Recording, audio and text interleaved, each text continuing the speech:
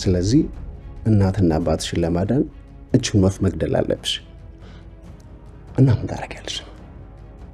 ወፏን ትገያታለሽ ወይስ እናትና አባትሽ እንዲሞቱ ትያቸዋለሽ?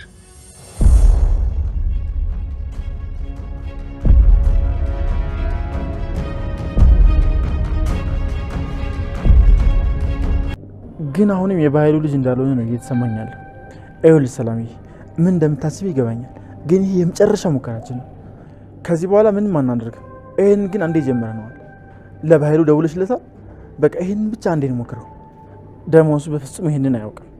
ተው እባክህ ሳሚ፣ ከዚህ በላይ እንዲያዝንብኝ አልፈልግም።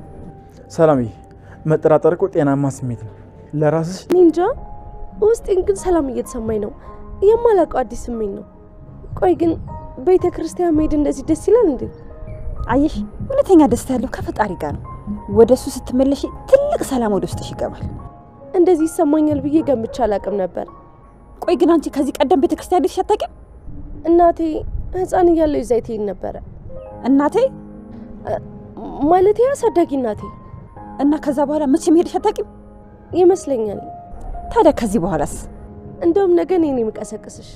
ኮሽ ይልል ጆ በይኝ። ጆ ስትይ ነው ደስ የሚለኝ። እሺ ጆ፣ የተረበሽክ ግን ትመስላለህ። አልተረበሽኩም። አንድ ጥያቄ ልጠይቅሽ። እሺ ጠይቀኝ። አንድ ምንም የማታውቀው ፋለች፣ ንጹህ ናት፣ ምንም አታውቅም። ግን ደግሞ እናትና አባትሽ በጠና ታመዋል። የእነሱ መድኃኒት የሚገኘው ከዚች ወፍ ነው። ስለዚህ እናትና አባትሽን ለማዳን እችን ወፍ መግደል አለብሽ። እና ምን ታደርጊያለሽ? ወፏን ትገያታለሽ ወይስ እናትና አባትሽ እንዲሞቱ ትያቸዋለሽ? ወፏ የማን ናት? የኔ ናት? አይ አይደለች፣ ግን ታሳዝናለች። ምንም አታውቅ ወፍ ናት። ወፏ ታሳዝናለች። እሷን መግደልም ቀላል አይደለም። ግን ደግሞ ከእናትና ከአባት የሚበልጥ ነገር የለም። ስለዚህ እሷን እገላታለሁ። ወፏ እኮ ምንም አታውቅም። ሰላም ሰላም፣ ውዴ ቻናል ቤተሰቦች እንዴት ናችሁልኝ? እንኳን ወደ እኔ ዩቲዩብ ቻናል በሰላም መጣችሁ። አደራ ድራማ በአደራ ድራማ በዛሬው ክፍል እንግዲህ እንደሚታወቀው የባህሉ ልጅ ነኝ ብሎ እዛ ቤት አንድ እንግዳ ወደ ሰላም ቤት መጥቷል ማለት ነው። እንግዲህ በየጊዜው ችግር የማያጣት ሰላም አሁን ላይ የተጋፈጣት ግን በጣም ከበድ ያለ ነገር ነው። በተለይ ደግሞ የባህሉ ጥላቶች የሆኑትን ወይም ደግሞ ባህሉ የሚፈልገውን ነገር እንዳያገኝ እንቅፋት የሆኑበትን ብሌንና ሳሚን እንዲሁም ሰላም ራሷን እንግዲህ እንዲያጠፋለት ወደዛ ቤት የሱ ልጅ ነው እንዲሄድ ያደረገው ጆን በተደጋጋሚ እንግዲህ ሰላምን መጠራጠር ጀምራለች ማለት ነው። በሚያደርጋቸው ስህተቶች ወይም ደግሞ የሆነ ነገር ሊያደርግ ሲል ሰላም ወይም የሆነ ሰው ሲደርስበት ልጁ ይደነግጣል። እንግዲህ ምን ያለበት ምን አይችልም ይባላል እና እናም ታዲያ ሰላም መጀመሪያ ላይ እንደምታስታውሱት በባለፈው ክፍል ላይ በር ላይ ተለጥፎ የሚያወሩትን ሲሰሙ ብሌን እጅ ከፍንጅ ይዘው ነበረ። ታዲያ ስትጮህ ሰምተው ሰላምና ሳሚ ወደ ውጭ ወጥተው ምን አድርጋት ነው ብለው ሲጠይቁት አይ በር ስር ተለጥፊ ወሬ ሳዳምጥ ስላየች ነው በማለት ራሱን ንጹህና መልካም ሰው አድርጎ ወይም ደግሞ በእነሱ ውስጥ ጥሩ ሰው ለመምሰል ሲሞክር ነበረ።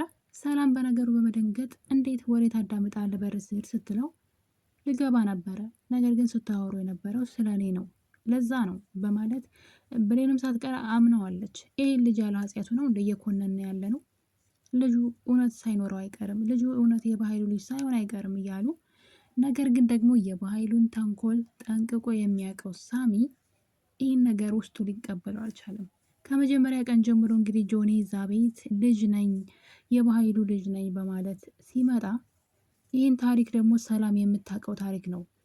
ከዛ ውጪ ከባህሉና ከሰላም ውጪ ስለ ልጁ የሚያውቅ ሰው የለም። ታዲያ ሳሚ ይህን ሚስጥር አንቺ ብቻ ነሽ የምታውቂው፣ ስለዚህ እየተጠቀመብሽ ነው፣ ሰላም ተጠራጠሪ ሲላት አይ አልጠራጠርም፣ አንድ ነገር ቢሆንብኝስ ስንት መከራ ይቼ አለሁኝ እሱን ለማግኘት፣ ስለዚህ ቤቴ ድረስ የመጣውን የወንድሜ ልጅ በፍጹም አልጠራጠርም፣ ለምን ብሎ ዋሻን እያለች ከትላንቱ ያልተማረችው ሰላም ማለት ነው። ምክንያቱም ከትላንት ወዲያ በጣም ብዙ ድራማ ተሰርቶባታል። ከምንም በላይ ደግሞ አሁን ድረስ የልጇ ነገር አልጠራም ማለት ትክክለኛ ልጇ ቃል እንደሆነች ሰላም እስካሁን ድረስ አላወቀችም። ጭራሽ አሁንም ቃል በምትናገራቸው ንግግሮች ነው እንግዲህ ልጄ ናት ብላ ማመን የጀመረችው። ታዲያ አሁን ድረስ ትክክለኛ ልጇ ማን እንደሆነች አላወቀችም። ቃልን ብዙም አትወዳትም። እናት ሆና እንግዲህ ልጇን አትወድም ማለት ደግሞ ከባድ ነው። እንግዲህ ከ10 ምናምን ዓመት በኋላ ያገኘቻትን በህፃንነቷ ትታት የሄደችው ልጇን እንግዲህ አለመውደድ ምንም ብትወልድ ልጅ ናትና፣ ሰላም ግን ጭራሽ ቃል ልትቀበላት አልቻለችም። ውስጧ ሊቀበለው አልቻለም። ለዛም እንግዲህ ለገነት ሰጥታታለች። ገነትን መክረሽ እናስተካክለሽ ወደዚህ ቤት እንድትመለስ አድርጊ በማለት ለገነት ሰጥታት ነበረ። ገነትም እሱን እያደረገች ነው። ቃል ጥሩ ልጅ እንድትሆንና ከገንዘብና ከራስ ወዳድነት ይልቅ ለሰዎች ክብር እንዲኖራትና ሰዎችን እንድትወድ እያስተማረቻት ትገኛለች። ግራ የገባኝ ነገር ግን ቃል የሷ ልጅ አለመሆኗ ለምንድን ነው መታወቅ ያልተቻለው? አሁንም ሰላም እሷ ልጅ ናት ብላ ተስፋ ታደርጋለች። ለዛም ነው ለገነት የሰጠቻት። ታዲያ በኃይሉ እነዚህ ነገሮች እቅዱ እንደተበላሹ ሲያቅ እንግዲህ አንድ ያለውን እቅድ ጆን የቤተሰቦች ገዳይ ሰላም እና እንዲሁም ሳሚ ናቸው። አስገዳይዋ ሰላም፣ ገዳዩ ሳሚ ነው።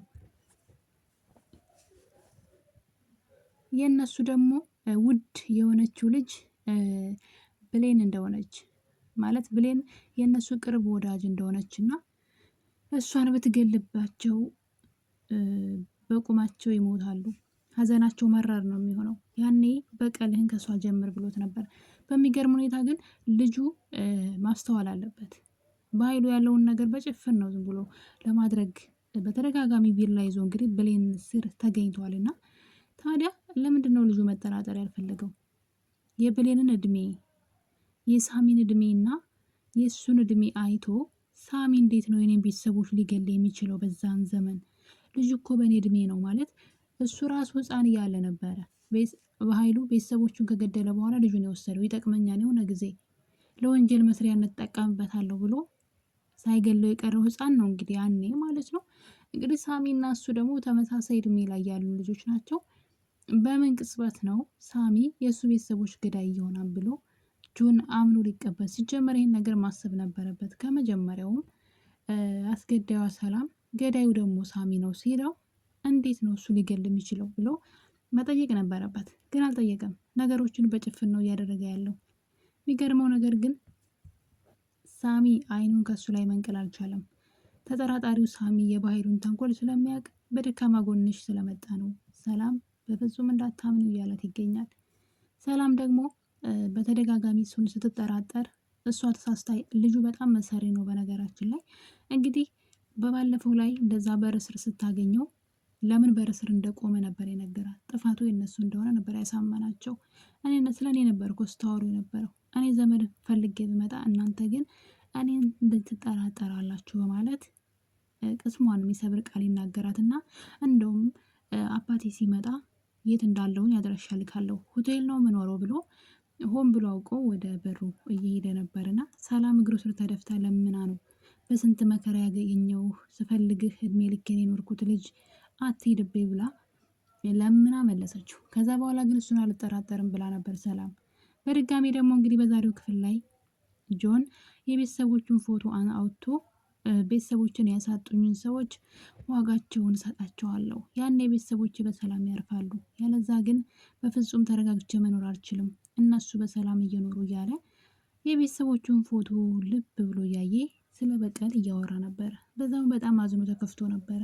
ታዲያ በዛን ቅጽበት ነበር እንግዲህ ሰላም ለሱ ብርድ ልብስ ይዛለት ወደ መኝታ ቤቱ ታመራለች። እና እንግዲህ ጆን ድንገት ነበር የመጣችበት እና ፎቶውን ይዞት ነበረ። በድንጋጤ ያወራውንም የሰማችበት ስለመሰለው በድንጋጤ ይቆማል። ታዲያ በዚህ ቅጽበት እጁ ላይ የነበረውን ፎቶ አምልጦት መሬት ይወድቃል። ፎቶ ባፉ ነበር የተደፋው። ሰላምም ፎቶውን ምንድን ነው ምን ኩነ ነው ከኔ ካክስ ትደብቃለህ እንዴ እስኪ ያሳየ ብትለው አይሆንም አላት። ከዛ አምልጦት መሬት ሲወድቅ ግን ሰላም ለማንሳት ጓጉታ ጉንብስ ስትል ነጠቃት ከእጇ ላይ። እና ያኔ ሰላም እንግዲህ ልጁ ምን ሆኗል፣ ምን እያሰበ ነው፣ የምን ፎቶ ነው እያየ ያለው? ፎቶውን ይዞ ፊቱ ላይ በጣም ሀዘን ይታይ ነበረ። ያ ማለት የሆነ ተልእኮ አለው ማለት ነው በማለት ሰላም ራሷ ጥርጣሬ ውስጥ ገብታለች። በዚህ መሀል እንግዲህ ሳሚ አንድ ሀሳብ አንስቷል። እሱም ሀሳብ ምንድን ነው? አሁን ላይ ይሄ ልጅ የጆኒ የባህሉ ሰው እንደሆነ ለማወቅ የሚያስፈልገን ነገር ልጁን ከባህሉ ጋር ማገናኘት ነው ብለዋል። ታዲያ እነሱ ካገናኘናቸው በኋላ እኛ በድብቅ እንከታተላቸዋለን። ይተዋወቁ አይተዋወቁ ለማወቅ እናገናኛቸው ብሏን ሳሚ ማለት ነው። ያ ማለት እንግዲህ በኃይሉ የዛሬ 20 ምናምን አመት ትቶት ገና ሳይወለድ ነው እንጂ ሚስቱን ትቶ የጠፋ ሰውዬ ነው ማለት ነው። ልሱ ተረግዞ እያለ ሚስቱን ትቶ ጠፋ። ስለዚህ ይኑር አይኑር ልጅ ይኑረው አይኑረው የሚያውቀው ታሪክ የለም ማለት ነው። ስለዚህ አንድ አባት እንዳለ የማያውቀው ልጁ እንዳለ ሆኖ ሲያገኘው የሚሰማው ስሜት አለ። ስለዚህ እሱን ፊሊንግ ካሳየ እንግዲህ እስኪ በድብቅ እንከታተለው በማለት ሳሚ ይህን ሀሳብ አንስቶ፣ ሰላም በነገሩ አልተስማማችም ነበር። ምክንያቱም ደግሞ በኃይሉ ወደ ህይወቷ ድጋሚ እንዲመጣ አልፈለገችም። ነገር ግን ደግሞ የልጁን ማንነት ለማወቅ ግዴታ በኃይሉ ያስፈልግ ነበረ። እናም እንግዲህ ሰላም በኃይሉን ወደ ቤት እንዲመለስ አድርገዋለች። ታዲያ በመጨረሻም እንግዲህ በኃይሉ ወደ ቤት ሲገባ ልጁ በመነሳት አባቴ እያለ አቅፎ ሲያስመስል ነበር። የማስመሰል ጥግ ነው። በኃይሉም እንግዲህ ከየት የመጣ ወፍ ዘራሽ ነው? ከየት ነው ያመጣሽው? ከየትም ለቃቅመሽ አመጣሽ እያለ ሰላም ፊት ማስመሰል ይቀጥላል። እሱም አባቴ እኔ እኮ ልጅ ነኝ ፈልጌ መጣሁኝ፣ ያኔ ሳልወለድ ትተኸኝ የጠፋሁ እያለ ከሰላም ፊት እንደ ጉር ነበር ድራማ ሲሰሩባት የነበረው። በእርግጥ ጆን መጀመሪያ በኃይሉ ድንገት ነው የመጣው። በነገራችን ላይ እመጣለሁ ወደ ቤትም አላለውም። ምክንያቱም ሰላምና ሳሚ ወጥተው በኃይሉን እጅ ከፍንጅ ይዘው ነው ያመጡት። ደውሎ እየመጣሁ ነው ስመጣ እንደዚህ አይነት ሪያክሽን አሳይ ብሎ ምልክት እንኳን አልነገረውም። የመጣው ድንገት ነው። ድንገት በሩን ከፍቶ ሲመጣ ጆኒ በድንጋጤ ነበረ ያየው በኃይሉን። ልክ እንደሚያውቀው እዚህ ቀደም እንዳየው ነበር የሚመስለውና ምክንያቱም በኃይሉን ሲያዩ ደንግጧል። ምን ሊያደርግ ነው ብሎ ለሱ በጣም እንግዳ ነገር ነበረና በኃይሉን በድንጋጤና ተነስቶ ካየው በኋላ አባት ነው ልጅ ነው የሚል ቃል ሲሰማ እንደገና ማስመሰሉን እንግዲህ ትወናውን ቀጥሏል ማለት ነው። ታዲያ በዚህ ሰዓት ነበር እንግዲህ ከዚህ ቀደም ብሎ በኃይሉ ከመምጣቱ በፊት ዮሐንስ ብሌንን አንድ ጥያቄ ጠይቃት ነበረ። እናትና አባትሽ ታመው አንዲት እርግብ ወፍ ብታስፈልግ መድኃኒታቸው ብትሆን ያችን ወፍ ትገሊያታለሽ ወይ ብሎ ጠየቃት። መድኃኒታቸው እሷ ብትሆን ያለዛ ግን የሚሞቱብሽ ከሆነ ምን ታደርጊያለሽ? ወፏ ደግሞ በጣም ንጹህ እና ምንም ስህተት የሌለባት ናት። ምንም አላጠፋችም። በጣም ታሳዝናለች። ታዲያ ቤተሰቦችሽን ለማዳን ብለሽ ትገሊያታለሽ ወይ ሲላት፣ በቦታው በሆን አላውቅም፣ ነገር ግን አሁን እንደዚሁ ሳስበው ግን እምገላት ይመስለኛል እነሱን ለማትረፍ ብለው ነበረ። እንደዛ ከሆነ እኔም አንቺን እሰዋሻለሁ አላት። ከዛ ቢላውን አውጥቶ ወደ እሷ ሲያስጠጋ ነው እንግዲህ ድንገት ሰላምና ሳሚ በኃይሉን ይዘውት የመጡት። በመጨረሻም እንግዲህ በኃይሉ ከመጣ በኋላ ሳሚ በአይነ ቀጀላ እየተመለከታቸው ነበረ። ታዲያ አንድ ነገር አሰበ ሳሚ ይመስለኛል፣ እኔ እንደምጠረጥረው ማለቴ ነው። ሳሚ ሳሎን ውስጥ የሆነ የድምፅ መቅጃ ወይም ደግሞ ካሜራ ያስቀመጠ ይመስለኛል። ይሄን ያልኩበት እንግዲህ ዋነኛ ምክንያት ምንድን ነው? እኛ ወደ ውጭ እንውጣላቸውና አባትና ልጅ ይነጋገሩ ሲል ቤት ውስጥ ያለው ሰው ሁሉ ከቤት እንዲወጣ አዟል። ሁለቱ ይነጋገሩ ስለ ታሪካቸው፣ ስለ ሁሉም ነገር ለብቻቸውን ተዋቸው ብለው ከሳሎን ትተዋቸው ወጥተዋል። ያ ማለት በእርግጠኝነት ካሜራ አጥምዷን ቤት ውስጥ ማለት ነው እንጂ እንደዚሁማ ትቷቸው ሊወጣ አይችልም። ከእነሱ ፊት እያስመሰሉ ስለነበረ። ነገር ግን ከዚህ ቀደም ብሎ ያደረገው ጆኒ ነገር ማለት ነው እነሱ ሲመጡ ቢላውን ጥሎት ነበረ። ብሌን ያን ነገር እያስታወሰች ነው። እና እኔም አንቺን እሰዋሻለሁ ብሎ ቢላውን ሲያወጣ ነው እንግዲህ እነ ሰላም የደረሱላትና ለዛም እንግዲህ ነገሩ ሆን ተብሎ እዛ ቤት የመጣ እንጂ የባህሉ ልጅ እንዳልሆነ ብሌን ነቅታለች። እንግዲህ ሳሚ ያጠመደው ነገር ካለ በእርግጠኝነት በኃይሉና ጆኒ እቅዳቸው እየሰራና እያልሰራ እንደሆነ ሲወያዩ እጅ ከፍንጅ መያዛቸው የማይቀር ነው። በሌላ በኩል ደግሞ የወይዘሮ ገነት ጎረቤት በጣም ነው የምታሳዝነው። እንግዲህ የወይዘሮ ገነት ጎረቤት መጀመሪያ ወይዘሮ ገነትን በመክዳት ለገንዘብ ብላ ከአቶ በኃይሉ ጋር ትሰራ ነበረ። የወይዘሮ ገነትን እያንዳንዱ ሚስጥሮችን ሳይቀር እየወሰደች የድሮ የባሏን ፋይሎችም ሳይቀር ምክንያቱም የወይዘሮ ገነትን ባለቤት የገደለው የዳግምን አባት ማለት ነው በኃይሉ ነው የገደለው። ደግሞ ለገንዘብ ብሎ ነው። አብረው የሚሰሩ ነበሩ። ወንጀል ሰርቶ ነው እሱን የገደለውና ወንጀሉ እንዳይጋለጥበት በኃይሉን የሚያጋልጥ ፋይል ደግሞ ገነት እጅ ላይ አለ። ያንን ፋይሉን ላውታ እስከ መስጠት ድረስ እየደረሰች ነበረ። ወይዘሮ ገነትን በመክዳት የእሷን ወሬዎች በመለቃቀም ለበኃይሉ እያንዳንዱ እርምጃዋን እያቀበለች ነበር። ነገር ግን ከቅርብ ጊዜ ወደ ሴትዋ ሙሉ ለሙሉ ተቀይራ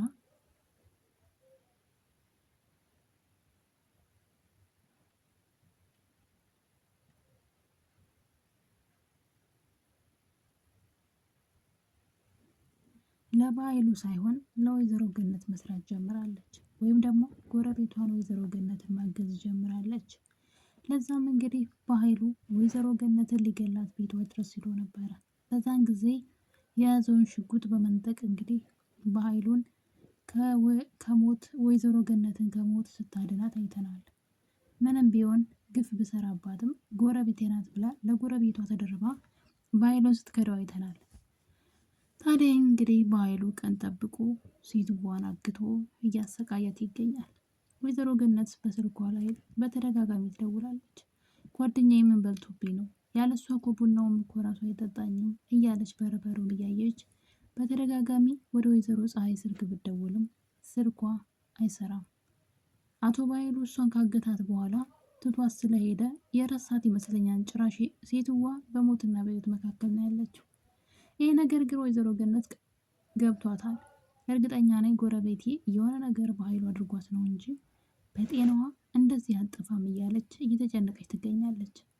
ዳግምና ብሌን እልህ ውስጥ ገብተዋል። ብሌን ወደ ሳሚ እየተሳበች ዳግምን እየተወችው፣ ዳግም ደግሞ በእሷ እየተናደደ አሁን ላይ ከቃል ጋራ ፍቅረኛሞች እየሆኑ ነው። ብሌንን ለማስቀናት ብሎ ዳግም ከቃል ጋራ በድጋሚ የቃል ልብ ለመስበር ወይም ደግሞ ከዚህ በኋላ ቃል ራሱ በቀላሉ የምትፋታው አይመስለኝም። ምክንያቱም ደግሞ በስሜቷ እንዲጫወት አትፈቅድለትም። እንደምትወደው እያወቀ ብሌንን ለማስቀናት ብሎ በድጋሚ ወደ እሷ ህይወት ሄዷል። ውድ ቤተሰቦች እንግዲህ አደራ ድራማ የዛሬው ይህን ይመስል ነበረ።